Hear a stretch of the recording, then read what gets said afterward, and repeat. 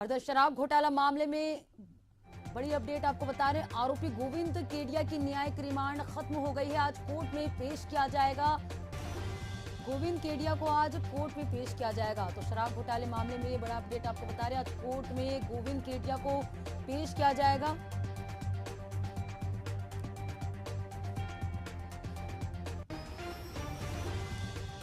शराब घोटाले मामले में आपको बता रहे हैं, आरोपी गोविंद केडिया की न्यायिक रिमांड खत्म हो गई है। आज कोर्ट में पेश किया जाएगा। आरोपी गोविंद केडिया को आज कोर्ट में पेश होंगे गोविंद केडिया।